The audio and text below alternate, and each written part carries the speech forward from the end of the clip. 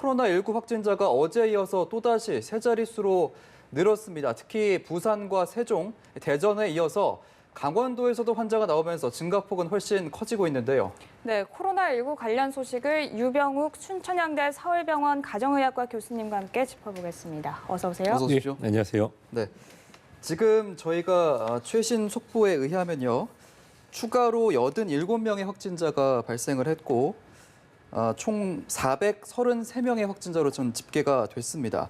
지금 6,037명이 검사 중이고 오전 대비해서 556명이 늘어난 겁니다. 지금 이렇게 확진자 수가 계속 늘어나고 확산세가 좀 빨라지고 있는데 이 정도면 좀 지역사회 감염이 굉장히 좀 상당한 수준으로 좀 진행이 됐다 이렇게 봐야 될까요? 우선 어제 기준으로는 지역적으로 제한적인 지역 감염이 진행된다고 발표됐고요. 예. 네. 지금 이제 지역 감염의 가능성 초기 단계라고 발표해놨는데 거기에 전적으로 동의를 합니다. 예. 그 이유는 이 지역 감염이라고 하는 것은 우리가 계절성 독감과 같다고 생각하시면 되거든요. 예. 지금 현재 날씨가 추워졌다 또 따뜻해져 좀 둔화돼 있지만 독감들이 많이 유행했고 인플루엔자가 지역사회에서 많이 퍼져 있는 거랑 같습니다. 예. 이것은 특정한 지역의 특정한 종교 행사로 인해서 불특정 다수에게 많이 퍼졌을 가능성이 있기 때문에 네. 오늘뿐만 아니라 내일 그리고 다음 주 초까지도 확진자와 추가 검사 대상자는 증가될 가능성이 높습니다. 아하.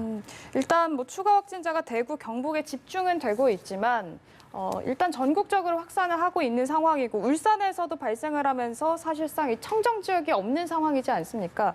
그렇다면 이제 대구, 경북 이외 지역에서도 확진자가 이렇게 대량으로 나올 가능성 좀 어떻게 보시나요? 우선 두 가지가 있는데요. 예. 이 대구의 특정 지역의 병원 같은 경우는 그 병원의 특성상 한 곳에 모여 있기 때문에 한꺼번에 숫자가 많이 늘어나는 것입니다. 예. 그리고 두 번째는 그 특정한 지역에서 종교 활동을 한 후에 그 종교 활동하는 분들이 전국 또는 그 지역 인근으로 퍼져서 나타나기 때문에 네. 예. 앞으로 일주일 정도가 중요한 시점입니다. 그 이유는 지금 이렇게 우리가 말씀을 드리고 종교 관련한 분들이 자체적으로 검사를 받으시고 예. 또 검사 받아서 자가 격리라든지 잘 따른다고 하면은 증가세가 꺾일 수도 있지만 네. 만약에 그것이 이미 다른 단계까지 진행됐다고 한다면 이거는 청정적이라는 표현을 저는 이렇게 좀 좋아하진 않는데요. 이미 대한민국의 모든 곳에서는 이 코로나19에 대해서 대비를 지자체와 정부 단체에서 해야 된다. 이렇게 말씀드리고 싶습니다. 예. 이제 저희가 보도에 따르면 좀 지역에 상관없이 이 신천지 대구교회 관련 확진자는 62명이나 되거든요. 이렇게 보면은 지역사회 감염 우려가 상당히 좀 클 것 같고 국민들도 많이 걱정을 할 텐데 그렇다면 국민들이 좀 불안감을 해소할 수 있도록 정부에서 좀 방역 조치를 과연 할 수 있는 그 컨트롤 수준 하에 되는 건지 그게 좀 궁금합니다. 이건 예. 제 개인적인 생각이면서 또 2009년에 신종플루 때를 같이 생각을 해보면 예. 일단 이번에 정부의 초기 대응은 성공적이었다라고 제가 개인적인 생각을 말씀드릴 수 있습니다. 그 이유는 초기에 이러한 전국적이고 지역 감염이 가능한 신종플루 같은 질환은 사실 정부의 방역만으로 다 막을 수 있는 것은 아닙니다. 예. 다만 네. 초기에 방역을 통해서 지역 감염으로 진행될 때 이 시간을 벌었다라고 말씀드릴 수 있고 네. 그 시간을 벌은 걸 통해서 우리의 지역 의료 체계와 그다음에 지역 지자체 그다음에 정부 차원에서 대응할 수 있는 시간을 벌었다는 거죠. 예를 들어서 2009년 5월에 처음에 신종플루가 알려졌고 네. 그 이후에 이제 11월 부면서 심각으로 이게 격상이 되면서도 환자가 뭐 한 달에 2,000명, 3,000명씩 늘어났고 최종적으로는 75만 명이 확진됐던 게 2009년, 2010년에 바로 신종플루 사건입니다. 예. 벌써 다 기억을 다 잊었지만요. 그래서 지금도 그렇게 확진될 가능성은 크지만 이 정부에서 컨트롤하는 단계를 이제 넘어가서 지역 사회 확산의 속도를 늦추면서 개개인과 지역 의료 단체와 정부가 합심해야 되는 그런 단계로 보입니다. 예. 최근까지 들어온 이 속보에 의하면 국내 확진자 숫자가 현재 433명입니다. 메르스 때 확진자 숫자랑 비교하면 그 당시에는 186명이었으니까 그때보다 사실상 몇 배나 늘어난 셈인데 확진자가 그렇다면 앞으로 좀 얼마나 더 늘어날 것으로 보시나요? 우선 그 코로나 바이러스의 형제격인 사스와 메르스와 코로나19를 이게 비교를 하는데 예. 이 사스와 메르스 같은 경우도 이 점점 더워지는 시점에서 나와서 소멸됐기 때문에 네. 확산세가 좀 주춤했거든요. 그런데 이 신종플루 2009년 같은 경우는 겨울을 지나면서 확산이 많이 돼서 75만 명까지도 환자를 보고 있습니다.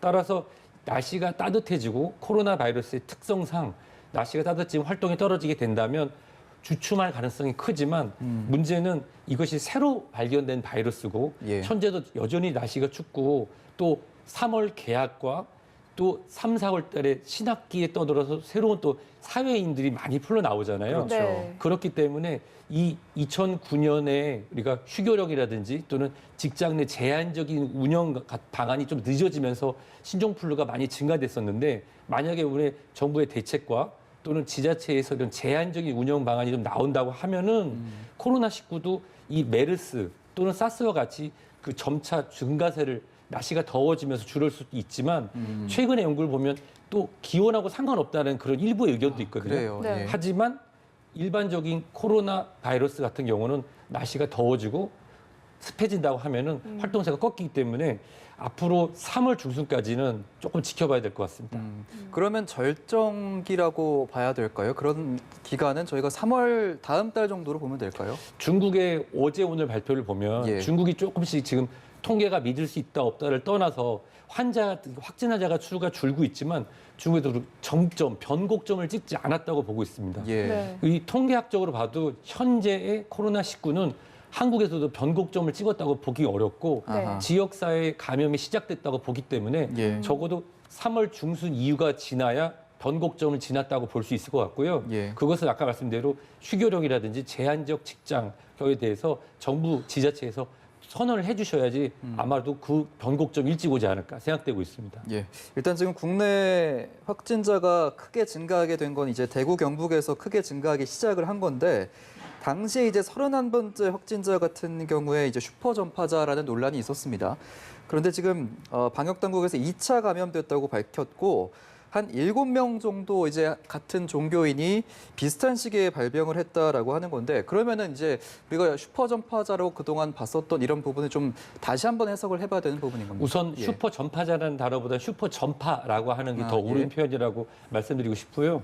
어제까지의 역학조사 전까지는 슈퍼 전파의 그런 가능성 상위 1% 여러 사람이 퍼질 수 있었지만 조사를 통해서는 이제 제한적인 접촉이었고 두 번째 접촉 2차로 해서 퍼졌기 때문에 슈퍼 전파가 아닐 가능성이 높다고 하였습니다만은 여전히 그 특정 종교단체에서 많이 일정 시간 동안 그 2m 이내 비말 접촉이 가능한 것에서 보호장구 없이 있었기 때문에 네. 여전히 슈퍼 전파의 가능성을 열어놓고 그거에 대한 역학조사와 관리가 집중적으로 들어야 될 것 같습니다.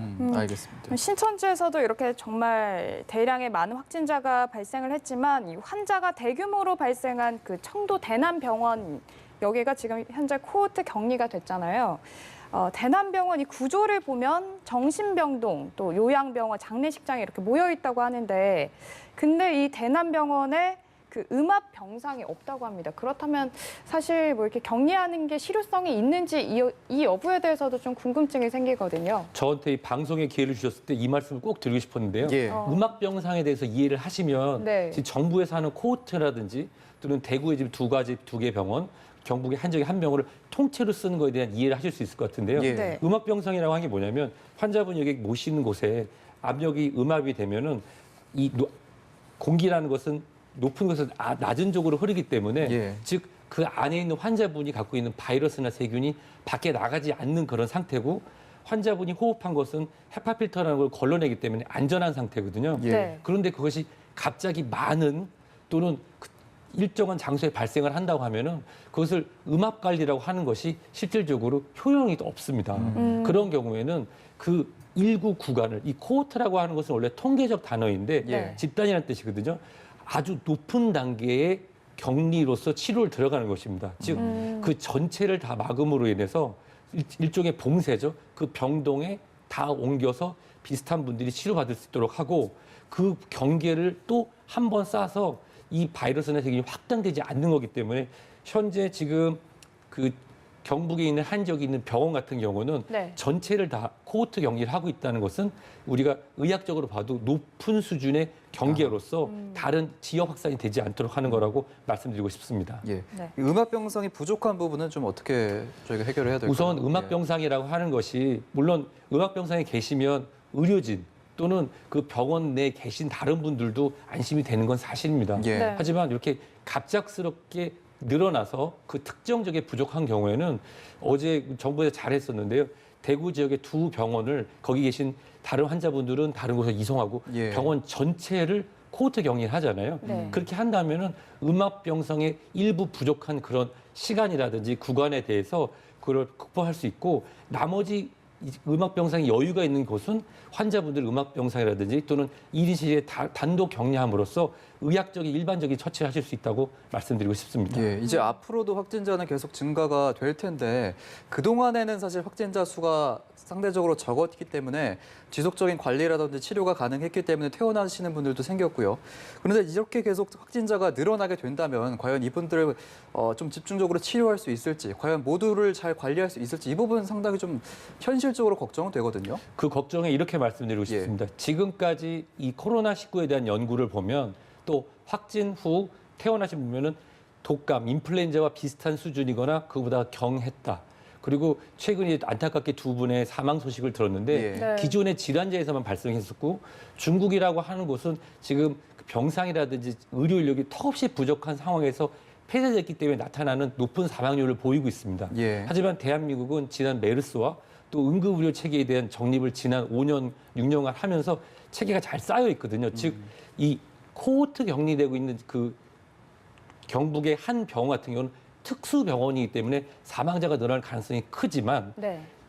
대구, 경북 지역 같은 특정 지역에서 환자가 발생하는 경우는 코호트 격리를 통해서도 충분히 환자분이 완치와 또는 회복이 가능하다고 보는 게 지금 코로나19에 대한 현재까지의 과학적인 연구 결과입니다. 예, 그 사망자 말씀해 주셨는데 사실 그 원래 기저질환이 있었던 분들이잖아요. 그래서 사실 이번에 뭐 신천지 대구교회에서 집단 발생한 분들도 그렇고 상당히 좀 고령자나 좀 나이가 많거나 아니면 좀 지병이 있으신 분들도 있을 수 있어서 이 부분은 좀 과연 치료가 잘 될 수 있을지 좀 걱정이 됩니다. 치료가 잘 돼야 할 텐데 저도 그것은 걱정입니다. 예. 메르스 때와 비교를 해보면 메르스 코로나 바이러스 같은 경우는 오히려 65세 이상인 경우보다는 젊은 분들에서 많이 나타나서 네. 의학적으로 좀 잘 맞지 않는다 했는데요. 예. 현재까지 코로나19 같은 경우는 젊고 건강하고 또 65세라고 해도 좀 젊으시잖아요. 예. 기저질환이 없는 경우라고 하면 특별히 문제가 없지만 그래서 제가 말씀드릴 건 기저질환이 있거나 고령인 경우에는 단체 생활을 하는 거를 조금 자제하시고 여러 분을 모이걸 자제하시고 그리고 평상시에 면역 관리를 위한 개인 위생을 철저히 하신다고 하면은 이번에 이 코로나19도 나중에 한 5, 6년 뒤에는 옛날 얘기로 우리 아. 메르스처럼 얘기 드릴 수 있을 거라 생각합니다. 알겠습니다. 방금 들어온 속보에 의하면 경주 자택에서 숨진 40대 남성이 코로나19 감염이 확인됐다라는 소식이 들어왔는데요.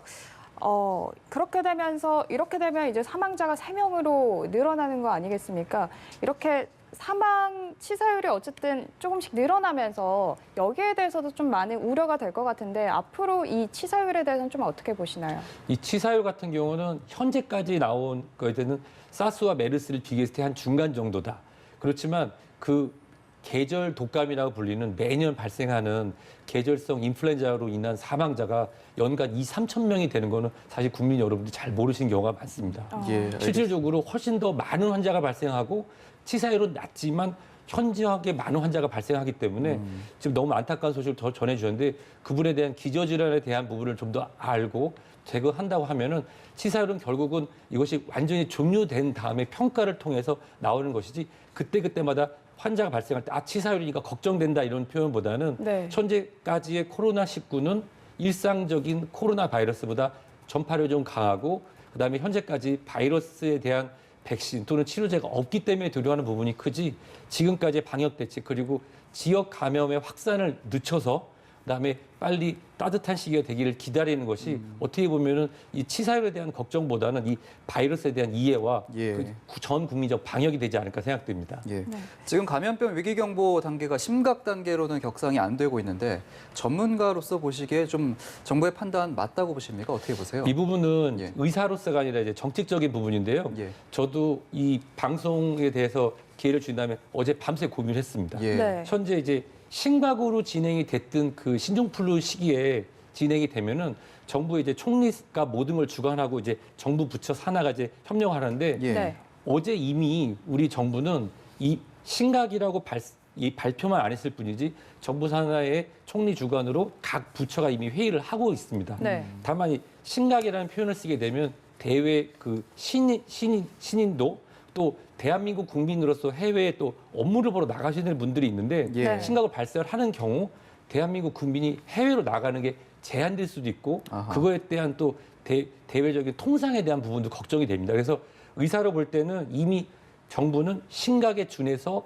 진행하고 있다라고 저는 믿고 있고요. 예. 다만 이제 정부의 심각이라고 하는 걸 발표하는 것은 새 학기, 그다음에 새로운 이제 3, 4월 달에 많이 물류가 늘어나는 시점에 있어서 지역 확산이 이것이 치사율을 증가된다고 하면은 정책적 판단으로 이루어진다고 생각됩니다. 알겠습니다. 이렇게 상태가 어쨌든 지금 확진자들의 상황을 봤을 때 좀 굉장히 많은 확진자가 나왔지만 이 중에서도 좀 상태가 위중한 확진자들이 있어서 한번 짚어보자면 인공 심폐기 에크모라는 거 하고 있는 분, 또 인공호흡기 치료를 받고 있는 분이 각각 1명, 또 산소 마스크 치료 중인 분이 6명이라고 하는데요. 이분들 상태가 각각 어떻게 다른지 좀 설명 부탁드릴게요. 우선 이제 폐렴이라고 하는 것은 이제 폐에 염증이 생기는 상태잖아요. 예. 코로나19 바이러스가 들어와서 폐에 염증을 일으키게 되면 산소 교환이 충분히 이루어지지 않아서 다발적 장기 손상이 이루어질 수 있습니다. 네. 예. 산소 마스크를 갖고 계신다는 경우에는 일상생활에서도 호흡 곤란이 있어서 착용하는 경우인데요. 이 에코모라고 하는 체막 산소 주입기 같은 경우는 심각한 산소 결핍 상태로 지금 혈액을 뽑아서 혈액을 체외로 돌려서 산소를 주입하는 상태라서 중증이라고 말씀드릴 수 있습니다. 예. 이런 경우라고 하면은 좀 의료진과 환자분이 힘을 합쳐서 진짜 사투를 벌이는 경우라고 하는데요. 예. 일반적인 산소 공급 같은 경우는 우리가 계절성 폐렴, 계절성 독감으로 인한 기관지염인 경우에도 환자분의 증상 완화와 그다음 환자분의 상태 완화를 위해서 사용하는 거기 때문에 그것도 별개로 이해하시면 더 좋을 것 같습니다. 예, 알겠습니다. 얼른 회복이 되기를 저희도 바라겠고요. 일단은 아까 저희가 음압병상 부족에 대한 얘기를 잠깐 했었는데 그 대안으로 반도체 클린룸을 활용하자라는 얘기가 나오고 있습니다. 이건 어떤 대안입니까? 이 반도체 클린룸 하면은 예. 보통 우리가 TV나 영상 매체로 해서 이제 반도체 와이퍼를 하다가 이렇게 샤워를 하고 들어가는 룸이잖아요. 예. 근데 그런 것을 하면 물론 바이러스나 먼지가 없어서 좋긴 하겠지만 그걸 운영하는 데에 대한 비용이라든지 환자를 이송하는 데 있어서 현실적이지가 않습니다. 예. 그래서 이미 이 의학적으로도 통계학적으로도 방역 당국의 그 겸역이 된 이 코호트 격리 네. 한 층을 전체를 환자분을 위해서 사용하거나 아니면 전략적으로 병원 전체를 지정을 해서 국가적으로 하는 이 코호트 병동 격리나 병원 지정을 하는 것이 조금 더 효과적이고 코로나19에 더 맞을 것으로 판단됩니다. 알겠습니다. 네, 알겠습니다. 아무쪼록 지금 더 이상 확진자가 많이 나오지 않길 바라면서 지금까지 코로나19 관련해서 유병욱 순천향대 서울병원 가정의학과 교수와 함께 이야기 나눠봤습니다. 고맙습니다. 고맙습니다.